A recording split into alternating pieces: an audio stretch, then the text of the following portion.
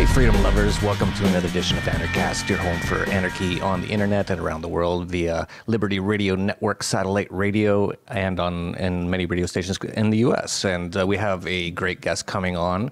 His name is Boyack, and he has a number of interesting things to talk about. And one of them is that he's written a number of books. He's written 6 books. 2 of them are children's books, and they're written from the liberty perspective. So this is the only sort of children's books I know of other than an Bastiat, a past Anarchast guest who wrote 3 Friends Free. So I now have a few books that I can read to my kids. So we're going to talk about that. He also runs Libertas Institute in Utah, and it's a liberty sort of a think tank, as from what I understand.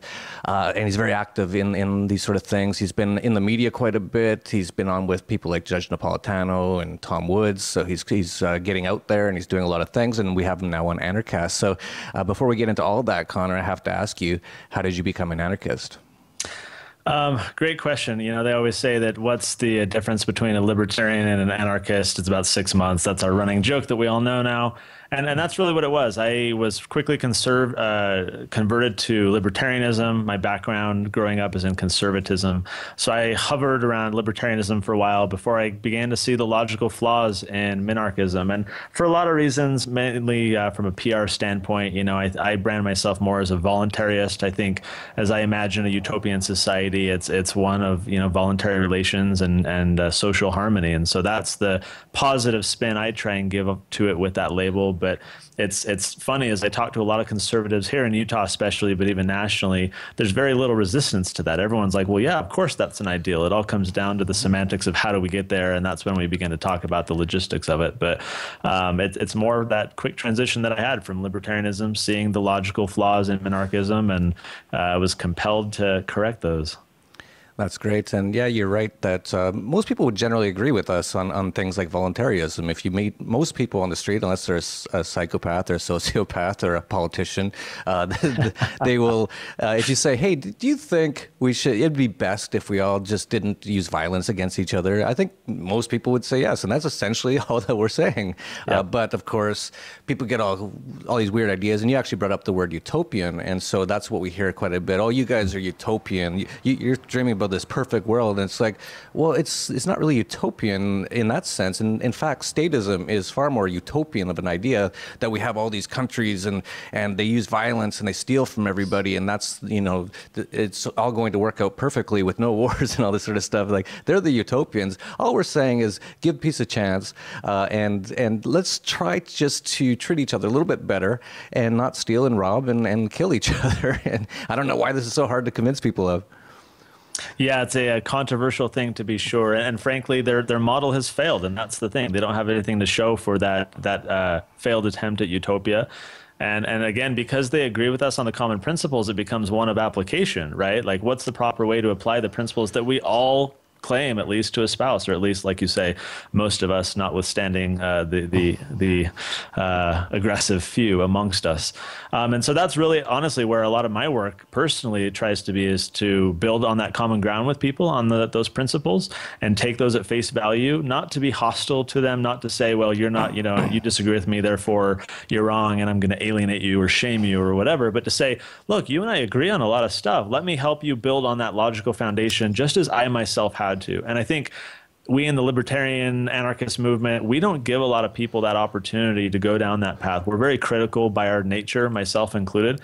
And so I've had to struggle with that. I try and work a lot on that to say, look, let me give them the benefit of the doubt. I came to this position over several years. Let me now help them build along that same path. And not everybody wants to or will, but there are many who do. Yeah, I agree. And it's...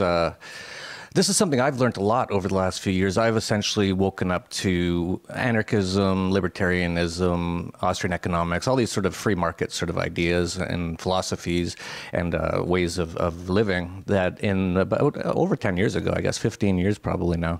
And at first I was like a lot of other people. I would, because all this knowledge was so new to me, but it was so exciting. So I'd be at a party or something and someone would bring up something that I knew was just wrong because I've looked into it. I've spent like a year or two reading about all this stuff. Right. And so I just jumped down their throat a little bit, like, you don't know what you're talking about.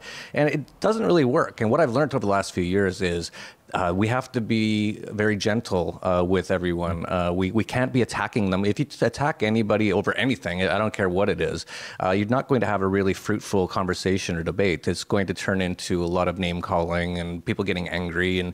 So just like anarchism is a very peaceful philosophy, we have to be very peaceful in how we spread these ideas as well, or else we're almost sort of contradicting ourselves in some ways. If we're not that, you know, saying someone's an idiot is an act of aggression or anything, but it really doesn't go along with what we're saying, because what we're saying is that you know, we just don't want to really aggress against others. But if we're at a party and we're shouting at someone and calling them an idiot, it doesn't really look like we're living out the way that we say that we want to.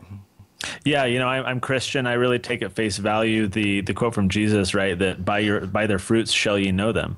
And I think we in this movement have to ask, what are our fruits, right? If people are branding us a certain way, well, really at the end of the day, we're branding ourselves. Do we want to be branded as just this, you know, navel gazing, critical group of people who are just philosophizing all day long, or do we want to be branded differently in a way that's going to basically win more people over? And that's the latter course that I try and choose. Yeah, the really interesting thing to me is the Christians, and there's a Gandhi quote that I love. It says, "I really like your Christ. It's your Christians that I don't like so much.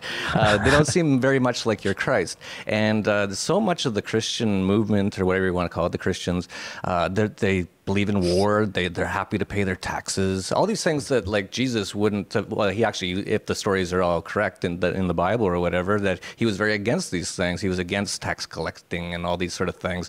Although he didn't really use violence to get rid of them, he actually used. And this is sort of our point again: is he tried to. He went up to, you know, I don't know how much of it is true or, you know, factual. It's thousands of years ago, and stories can get changed over time. But apparently, according to the story, and you probably know better than me, that he went up to a tax collector and he didn't like him at all, but instead of like throwing his table over or calling him a scumbag, he tried to help this person to realize that what they're doing is wrong. And I think that's, you know, we have to be more like Jesus. And then, you know, Jesus was an anarchist, in my opinion. Everything that he did was very anarchic.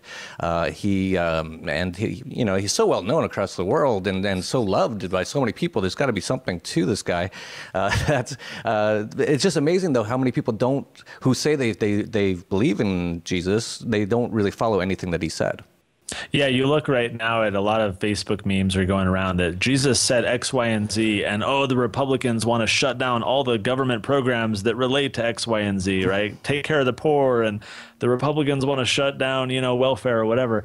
And it is such a misapplication of core Christian principles to say that, well, because Jesus taught that we individually should do X, Y, and Z, therefore we should support coercive, you know, taxation funded regimes to do it. And a lot of it, I think, comes from that misunderstanding and misapplication. Really, fundamentally, what we need to do is educate people, right? People have these misconstrued ideas of the world around them, these ideas, our own beliefs, they mischaracterize them.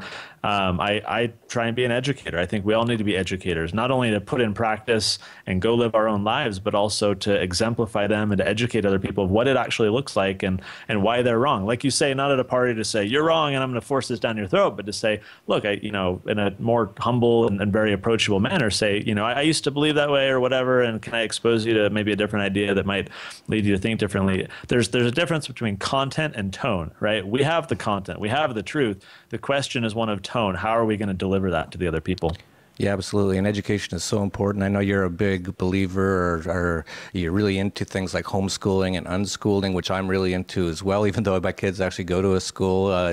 Here in Acapulco, it's a Montessori school, which is great. And my kids love it. They're 8 and 10 years old, and I can't get them out of there. I'm like, every week I go, you sure you want to go? Because I think school's kind of stupid, really. It's sort of a waste of time. And they're like, no, it's so awesome. I love everyone there. They're so happy. But education is so important. And so let's talk a little bit about homeschooling and unschooling. And also you've written some children's books, because that's also very important, because the state gets the kids right off the boat, right out of the womb, pretty much. They're trying to put kids into like state kindergarten class at 2 years old now, which is heinous and ridiculous to take a kid away from their parents and put them in a state government indoctrination camp, essentially, no matter if it's a good, decent one or not. That's not really the point. The point is that it's kind of, they've got them right from the get-go, and they've got them doing their Pledge of Allegiance to the states. That's total brainwashing and indoctrination, and we haven't had a lot of that stuff. And so that's why I was really happy to have Bastiat on, and his book, Three Friends Free. If you don't know, we'll have a link down below. And now I just found out that you have two books. So tell us a little bit about the children's books, and also talk a bit about homeschooling and unschooling. So I myself am a father of two young children, and we do kind of a combination between homeschooling and unschooling. We're actually part of a homeschooling co-op here of a lot of families getting together to kind of share the load, which I recommend heartily. It's been such a great way. Oftentimes, moms especially, who this often falls to, feel very inadequate, very overwhelmed when they say, okay, we're going to do this, now what? And so it's a great way to share the load with other parents, to have a mom who was a science major be able to offer a biology class for kids or whatever. It's a really great way. So that's kind of the approach that we take. But as I've gotten more into the voluntarist kind of philosophy over the past couple of years, I've really gone down the path of like peaceful parenting and all these different approaches to the application of these ideas to parenting. And so I said one day, it was about 2 years ago, I was looking on Amazon for children's books that I could expose these ideas to my kids, and there was basically nothing. I know Adam's come out with a little book in the meantime. There's the penny candy, right, books, but there's really not, there wasn't 2 years ago, anything that would help teach young children, I'm talking like 5 to 10 years of age, about the core ideas of liberty. There was a little bit of like U.S. Constitution or American history, but nothing like what is liberty and what are taxes and whatever. And so a friend and I, who's an illustrator, he's very like-minded as well, decided to fill that void being entrepreneurs and said, let's actually do this ourselves. I had written a few books already, but for the adult, and general market.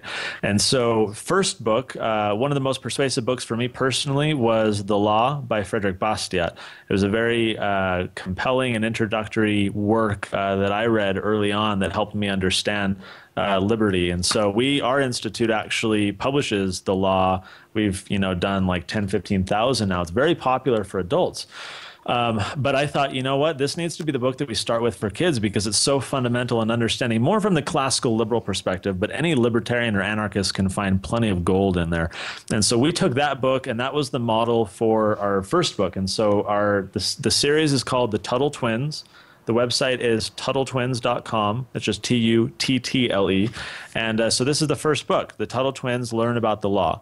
And so they have a wise old neighbor who kind of teaches them some of the main stuff in the Law by Frederick Bastiat. But I mean, it's just got absolutely beautiful illustrations. One of the most fun ones is on page 13. He goes to his bookshelf to pull down his copy of the Law, and we've got all this stuff in here by Knock and Rothbard and Mises and all these little books in there that he drew in that, Fred is this great thinker and has this awesome library. That was a fun drawing to do. So that's the first book. And we said, if we're gonna only do one book in this whole series, what's it gonna be? And for both of us, Bastiat's book was instrumental, and so we wanted it to be that. And so that was political philosophy. The second book that came out in December is based on I, Pencil by Leonard Read, talking about the spontaneous order, division of labor, the wonders of the free market. And so the kids, the Tuttle twins, go to a factory and they see how a pencil is made, and they get taught all of the elaborate processes involved and how awe-inspiring it is that it all just comes together. And they come away with an appreciation for the free market. Now, one of the sly things that we've done, I should tangentially mention real quick, we're going to do 8 to 10 books total. We're working on book 3 right now, which is a children's version of The Creature from Jekyll Island, which most of your viewers will understand is a book about the Federal Reserve. So we're going to do it about central banking, monetary policy, and inflation. And so we're going to do about 8 to 10 books by the time we're done. One of the sly things that we tried to do is at the end of the book, there's a little bit of a call to action for parents, because what we're finding, in fact, I went to Freedom Fest. I've been there, a few years. I went there last year. We had a booth. We had these books, and I thought, okay, these are our people. These libertarians, they've read the, original books. They're going to want this for their kids or their grandkids. And we did well, and we had great networking and got the books out. But we have done far better in homeschool circles, because when we go to these conventions, these are folks, moms predominantly, who aren't libertarian, let alone anarchist, voluntarist, whatever. They are more independent minded, however, by virtue of the fact that they've decided to homeschool or even unschool. And they are voracious consumers of curriculum. They're on the hunt for what can I teach my kids and what's out there. And so we've now provided them this awesome resource that they aren't even up to speed on, right? They've never read The Law by Frederick Bastiat. They don't know who Leonard Reed is or The Creature from Jekyll Island. And so their kids are getting exposed to this, and they sit down and they say, well, okay, Mom, I just read Tuttle Twins Learn About the Law, and it says that plunder is bad, right? It's got this picture of a pirate in there, and because Bastiat talks about legal plunder. So if plunder is bad, then why are taxes okay, right? And think of like your average mom having to answer that question and not knowing, like, And so at the end of the book, we say, okay, parents, here's where you can read the original source. You can go read it yourself. Here are some key questions to ask for discussion. Here are some key definitions. Because what we found is we're educating parents as much as we are children. It becomes like this family experience, which we've heard so many fun stories now, and we're so excited by it. So we want to do about 8 to 10 books by the time we're done.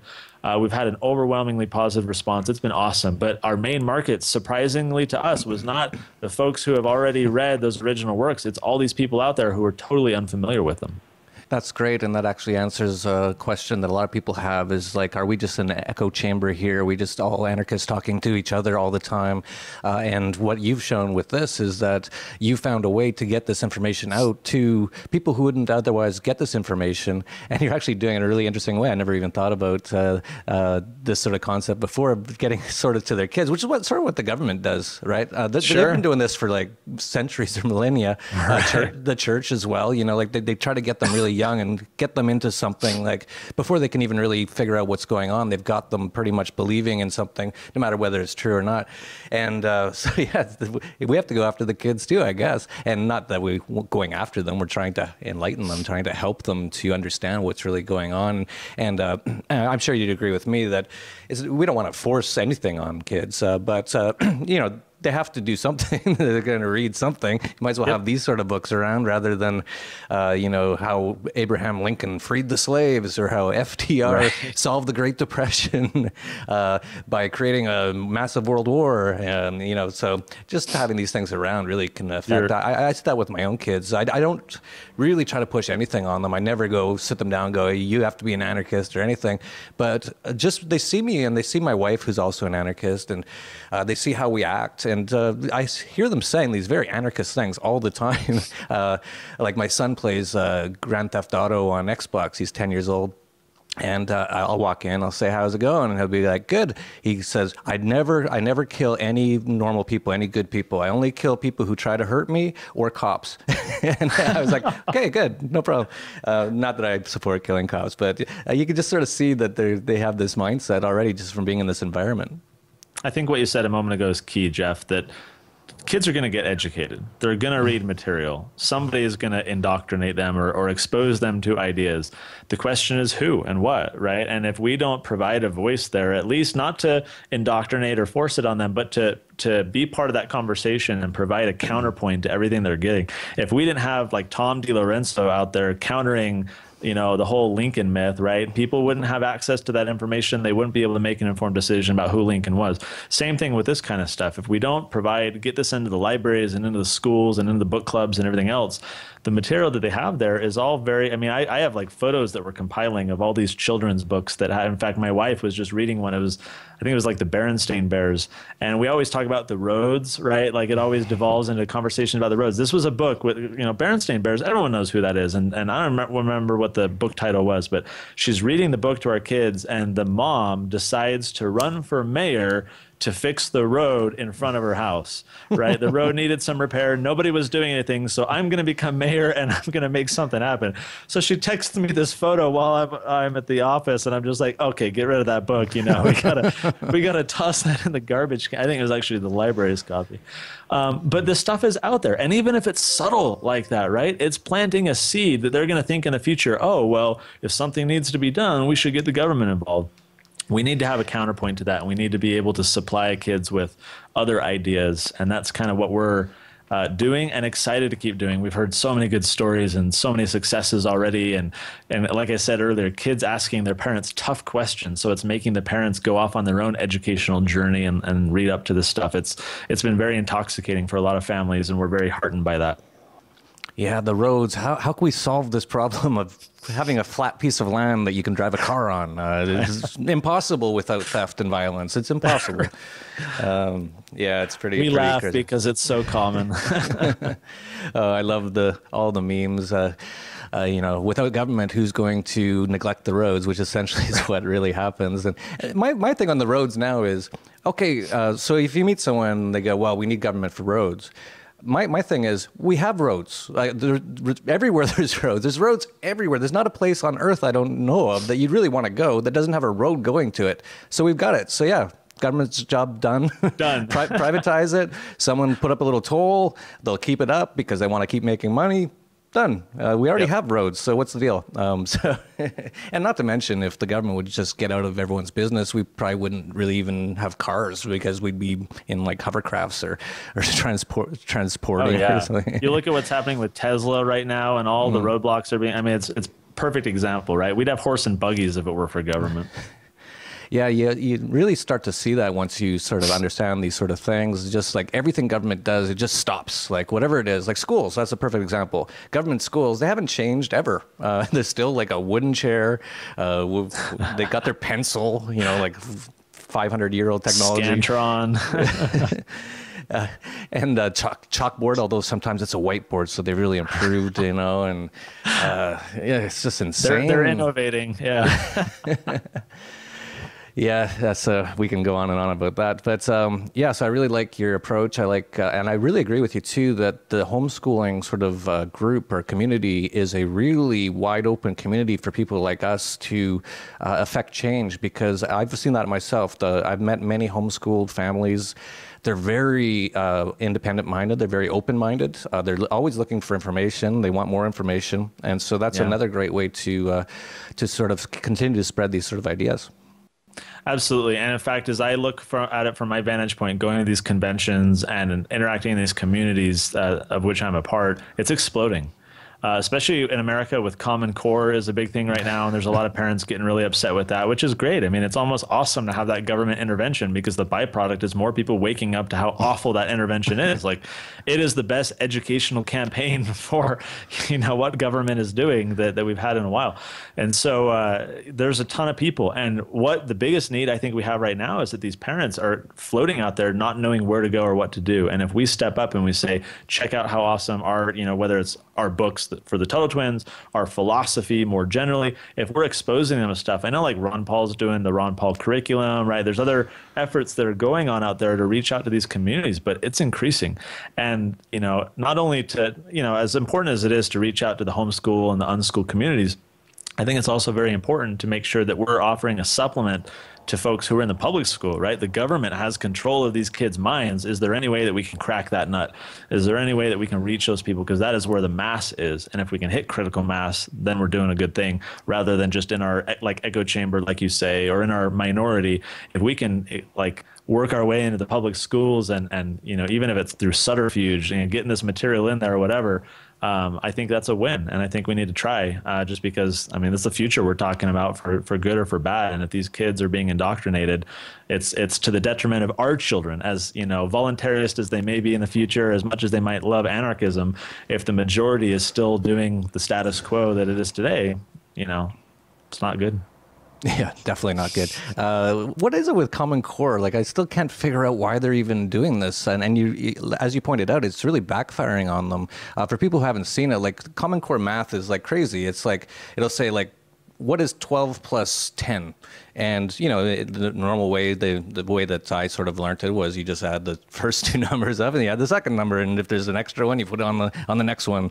It's pretty quick and you get it. But in Common Core, it'll say, what's 12 plus 10? And there'll be all these numbers all over the place. And it's like this huge, giant schematic. And at the very end, I think some of the answers that they say, you just have to get close. Like you don't have to come up 12 plus 10 is 22. If you say 20, I think in Common Core, they go That's pretty good. Good A.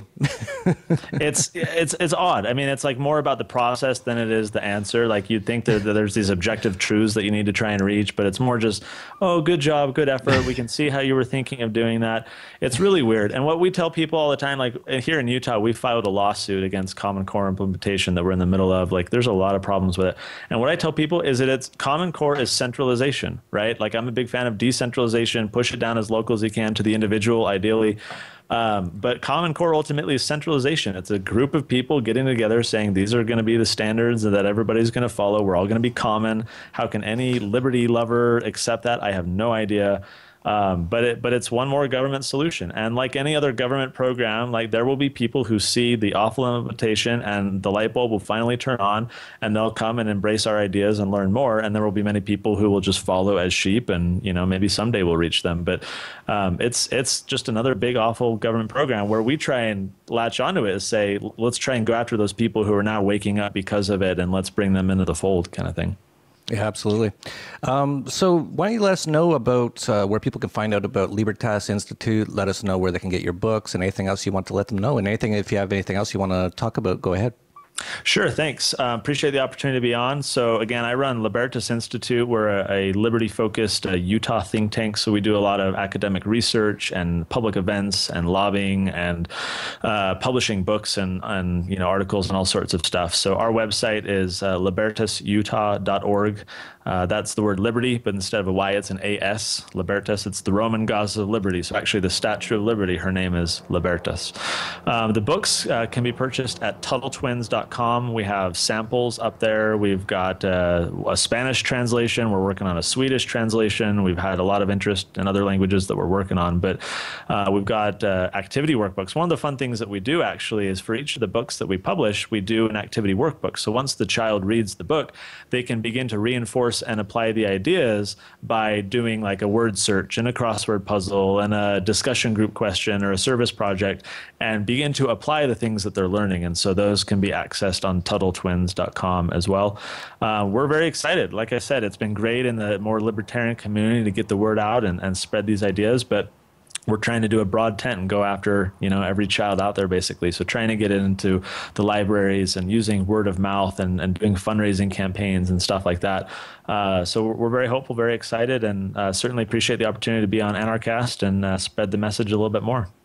That's wonderful. And yeah, I guess we're trying to do our own version of Leave No Child Behind, but we're doing it sort of the right way, not actually leaving all the children behind, which is what the government does. So that's it for Anarchast. And if you like this, share, subscribe, like, that's all you got to do. That's how we get these messages out there. It's really simple. You don't have to go out in the street with a sign anymore. You just hit like and share, and it gets out there more. And we can sort of wake people up to a little bit more rationality and peacefulness and make the world a little bit of a nicer place. It's better for everybody if we do. So that's it for Anarchast, your home for anarchy on the internet. Peace, love, and anarchy.